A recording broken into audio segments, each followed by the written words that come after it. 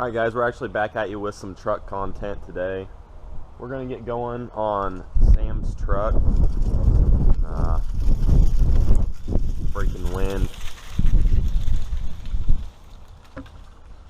It's nice outside today, but it's very windy. Alright, we're going to get going on Sam's truck. I'm going to go grab it, and I'm going to leave it outside for a second and show you guys what the paint looks like. It's not bad, but we're just going to make it, I don't know, going for perfect as always. That's usually my goal. But I'm going to run down and grab it and pull it out in the sun, give it a look over, take some pictures, just so people have an idea. People always ask me what the difference is in between the paint. And honestly, in pictures or videos, if you're not really paying attention, you'll never tell. But once you get up real close, and I mean, it looks just pretty well like glass, and all the minor imperfections and swirls from microfibers over the years and stuff like that are now gone and whatnot. So we're gonna go grab it and try and set you guys up so you'll see me pulling up.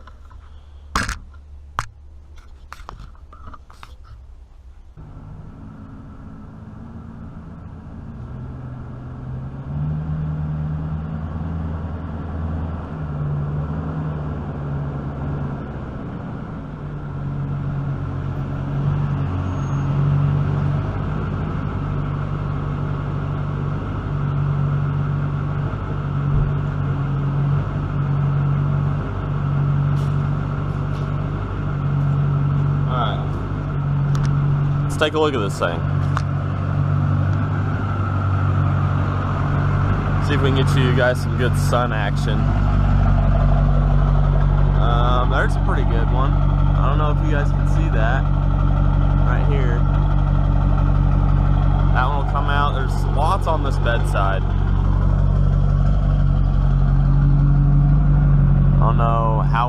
Honestly don't know how well you guys are able to see any of this. This paint has tons of flake, but it's kind of hard to see on video. See some of those little white marks all the way down the bedside. It's different stuff. There is also freaking pollen all over the thing. And you guys probably don't know, but I have allergies awful, like really bad, and it's all because of pollen. So I'm glad Sam washed this thing and then left it outside overnight when he has a huge shop to park it in. But we're gonna pull this thing in and start getting her cleaned up. Well, first we're gonna probably clay it with speed wax, get the surface clean, then we're gonna break out the pads.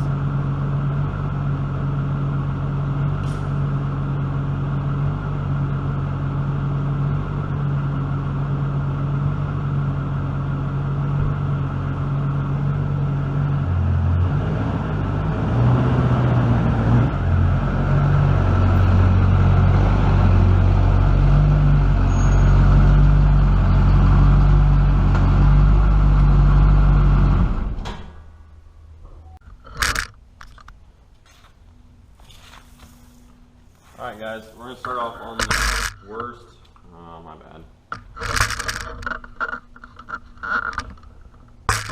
We're going to start off on the worst bedside.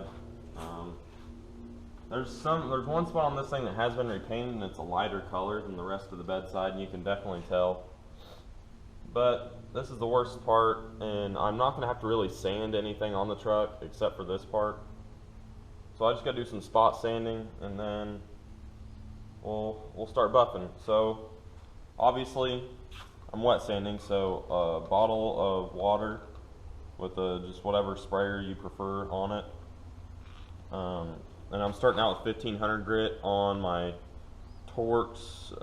It is a Torx X edition. You can get them on Chemical Guys or their Torx website, and I'm pretty much just gonna spray the surface.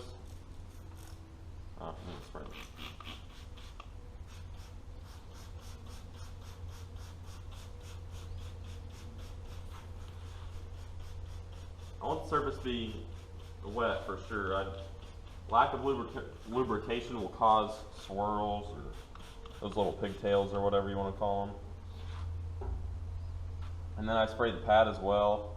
It's all nice and lubed up. just on the lowest setting.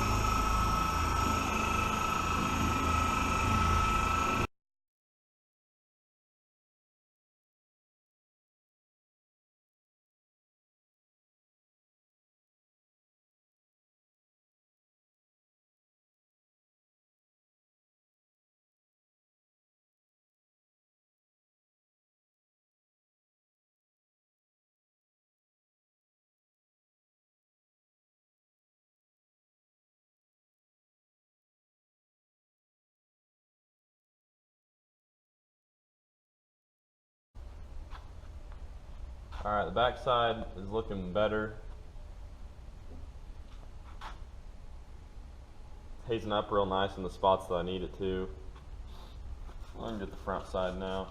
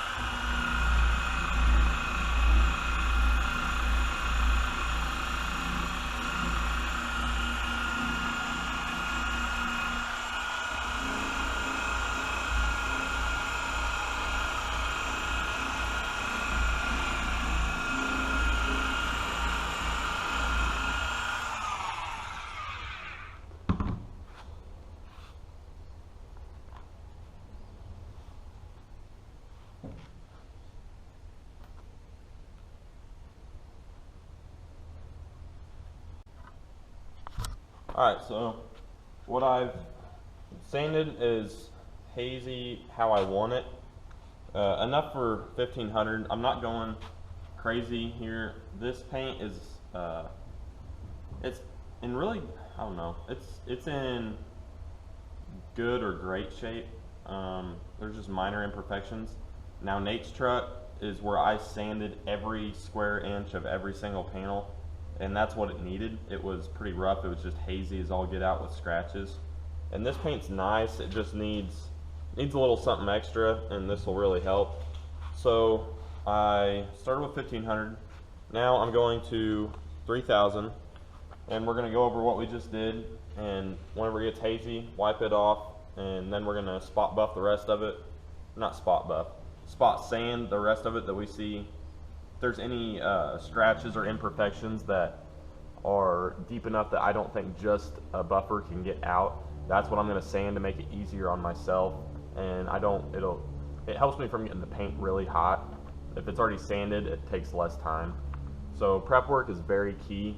So I'll go over and do that. I just want to show you guys how I do sanding. It's really boring, honestly, and most people don't know how I do it just because it's so boring. But I am going to finish this up, and then I will turn you guys back on whenever I start the buffing process, so you can kind of see how that goes and see how I work it, what pads I go to when, and just kind of what I'm using, just to kind of help you guys out if you want to do this yourself, which it does. It just takes practice. I would test it out on certain panels where you can't see much. So yeah, next 3000, and I will turn you guys back on whenever I get the buffer out, and that should be interesting. I'm going to be using a new microfiber pad by Chemical Guys. I have yet to try it out. We're going to try it on the orbital. I'm not a big fan of orbitals because they don't cut fast enough for my liking. If you are a beginner, I do recommend an orbital because you can't swirl the paint. So that's pretty much all I got to say about this step, and I'll turn you guys back on here in a bit.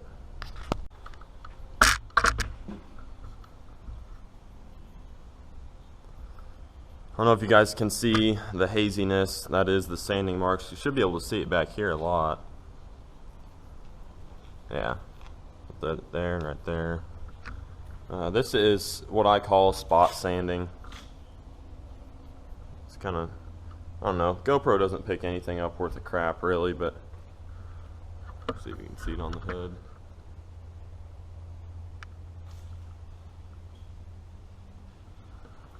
But that concludes the sanding portion for me. It's about all I want to do. But now on to the time-consuming part, which sanding is time-consuming, but spot sanding it's not that bad. Like I said, I ran it all over what I saw with 1500, dried it off, switched to 3000, and got that done. Spot sanding doesn't take that long. Fully sanding like Nate's truck took me just as long as the buffing portion did, because the prep is key for sure. And this is something that when you do it, you need to have a lot of time, and you can't be in a rush, and you really don't want people around. What I've noticed is, don't get me wrong, I love having the guys in the shop, and it's fun, it's always a good time, but even they know whenever I start doing something and I put my headphones in and I start going, I mean, I'm pretty well locked in, and you really got to be able to concentrate, and they know that's whenever I get my best work done. So whenever I'm doing something, even they know, they kind of like to leave, because they know I'll get it done probably quicker, and the end result will just be that much better. So if you guys can do that, separate yourself and put your headphones in, turn on Pandora, Spotify, Apple Music, whatever you like, and just dial it in. Really, that's my advice to you guys that want to do this, or that do this and struggle to get done because you can just get tired of it. I lose track of time a lot of times. Whenever I did Nate's, I would come out here, it was in the summer, I'd come out here at like 6 o'clock when it started cooling down, shut the garage door and put my headphones in, and I wouldn't quit till like 4 a.m. just because I wouldn't even realize the time. And that's whenever you know that you're really, I don't know, one with your work, kind of. So now we're going to get to the buffing, and I'm going to set you guys up, get all my stuff out, and I will turn you guys back on whenever I am spreading out the compound and you're getting ready to lay it down. Alright guys, so what I use and what is most consistent to me, you can order from whoever you want, your favorite company, whatever. I have been through all the Chemical Guys stuff, so just that you guys are wondering. Been through all that. I have not got to test out Shine Supply, and I really would like to. Just from over the years and my experience of doing large-scale paint correction, this is the absolute best stuff that I have came across, and it's just 3M compound. It says 3M Perfect-It rubbing compound. It's in a big purple bottle. This is 1 quart, which is 32 ounces. It's a big old bottle. They run pretty expensive, I'll be honest. You go to O'Reilly's, they're going to say 70 bucks. You go on Amazon, you're going to see about 50. If you can get lucky, you can get these bottles for $35. Not very often do I ever come across that deal, but whenever I do, I snag them up. Pad wise, I was wrong. Not a Chemical Guys pad. This is from Shine Supply. It is just a microfiber pad. The part number is 592 MFP.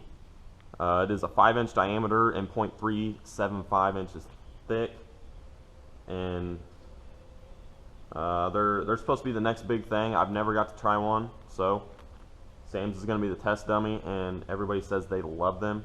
Now, prepping these pads are different.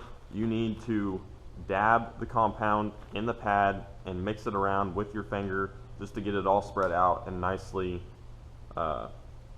get the microfibers nicely lubed up and applied with the compound. So I'm going to do a test spot for you guys, and then share my results with you, and then I'm going to put on the big mask with the breathers and go to work. If you guys do have access to one, I recommend using one.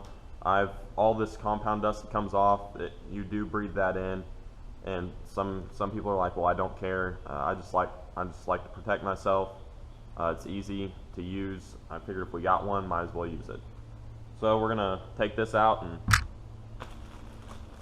get to buffing.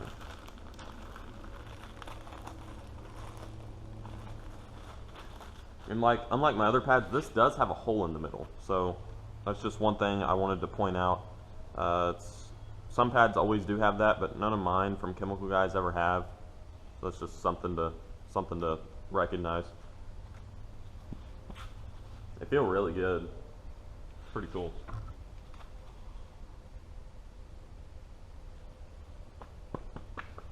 And my backing plate is 5 inches. This is a little bit larger than 5. It's probably like 5 1/4, just so it overlaps on the back side just a little bit.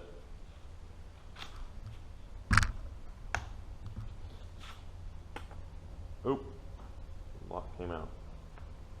I recommend smaller dots than that, but that's the first time I've used that bottle, so it kind of got away from me a little bit there. But I'm just gonna spread this out in the microfibers themselves.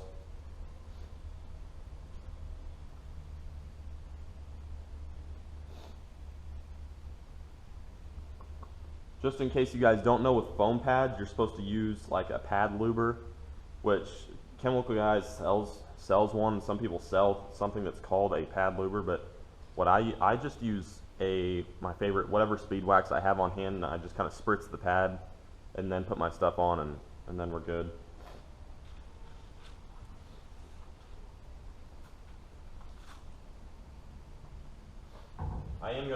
I'm gonna keep a little bit more compound on there because I've never used this and I don't want to, I don't know, heat the paint up or burn it. This is kind of my first time using a microfiber pad, so I'm going to see what they're all about here.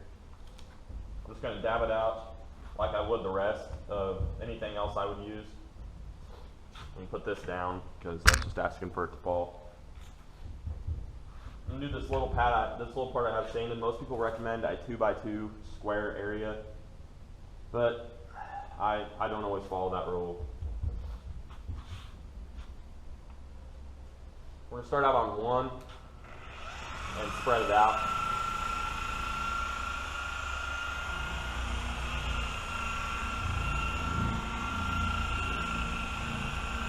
Turn up the heat now, all the way to 6.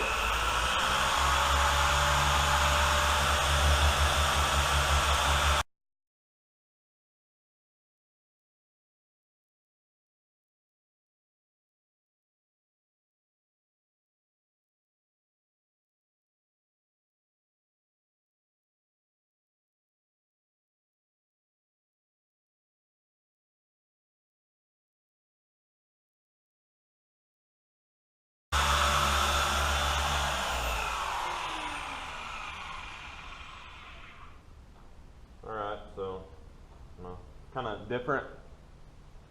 I'm definitely not used to taking out sanding marks with a orbital.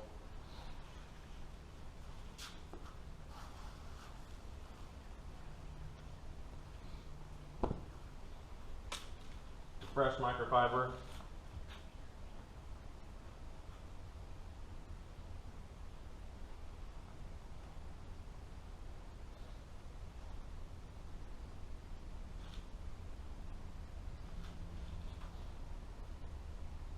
Alright, goes to show that even if I worked it a little bit more, I could probably get them out, but even with a microfiber pad, I still find an orbital to be less useful. Well, I shouldn't say less useful. They don't work as fast, and I know how to use a rotary, so I'm probably just going to use a rotary because I can get stuff out faster. And with that amount of time, all of that should have came out, and with the rotary it would have. And with the microfiber pad, the orbital on level 6, it just didn't come out. Maybe if you have an orbital that is nicer with a bigger throw and everything, it might do it, but this is the cheap $100 orbital that I bought way back in the day. All I use it for now is applying wax and maybe some really light polish, and that's about it. Or getting swirls out of paint that somebody else has screwed up. That works great for that. But I might hit it one more time just to see what it's like, and then I'm going to probably grab the rotary because it's just faster.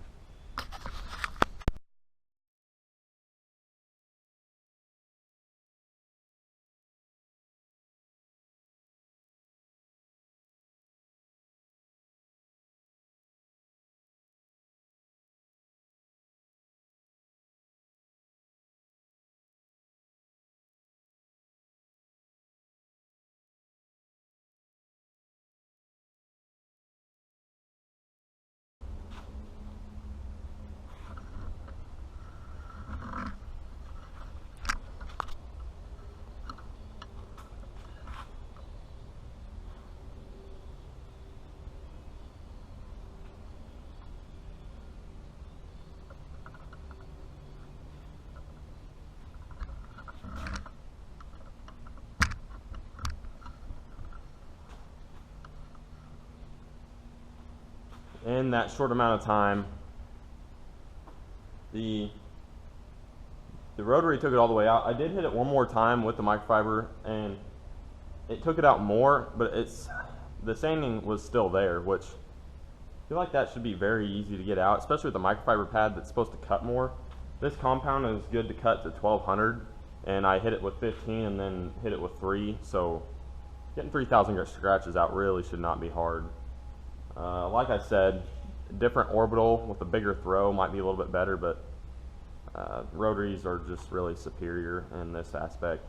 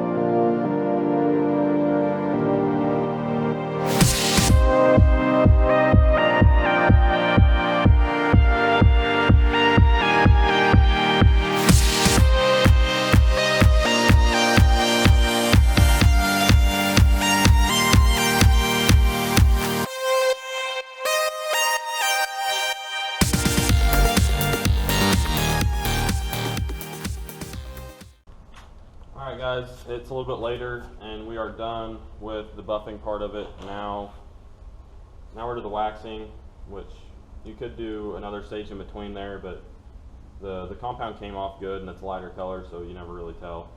But right now we're just using a black chemical guys pad and some butter wet wax and waxing the truck.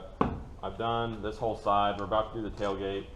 Everything came out pretty good except the spot in the hood where I sanded that just wasn't cooperating. We could probably fill it in with a paint pen and blend it. But yeah, that's where we're at right now. And then after this, we're gonna put it up on jack stands, take the wheels off, and get to polishing those up. Alright guys, I applied Pro 25 to the wheel, and pretty much all you do is open it up and leave like a line about, probably like 12 inches long across the wheel, and then you spread it out around the wheel. You're not scrubbing it by any means. And next, pretty much all you do is flannel it off. So you get the white flannel, turn the grinder down to around 1500 or 1400 RPM, because any faster it'll melt it and it won't work. So turn it down really slow and just take your time, and pretty much it just takes it all off. This is just a quick way because these wheels are pretty clean. The front ones are cleaner than the rear. I had to take the green pad to the rear, but these are clean enough that it's pretty much a glorified hand polish. It works just a little bit better because it spins faster and gives you a little bit more clarity in the wheel. But put you guys on time lapse. This shouldn't take but a couple minutes, and we'll be back and put them on.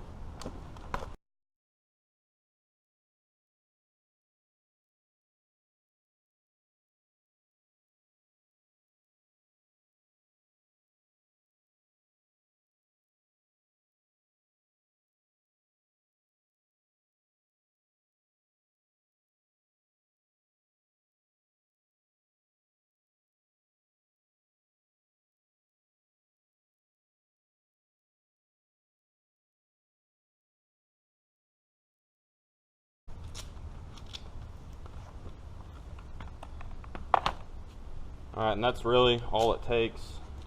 After that, you want to have some sort of, I don't know, this one's a little bit dirty, but high quality, really thick microfiber, because even just new microfibers from Walmart or O'Reilly's that are the thinner type of material like this, even the brand new ones will scratch a freshly polished wheel. So see if you can buy some really thick ones from chemical guys. There's some on eBay.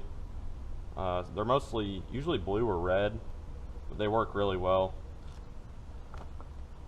And pretty much just wipe all the excess that maybe didn't come off with the rag.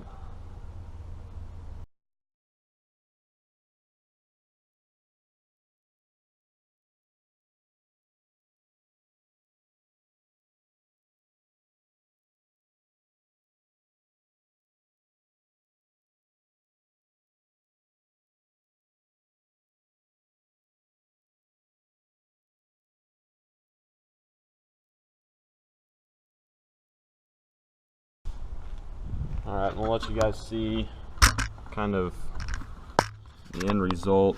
I know the lighting's not the best, but you get the idea. The lip looks nice and clean, face looks pretty good. And I'll take you to the rear one that hasn't been done. The face, or the lip, isn't really as clear. I don't know if you can see all the spots.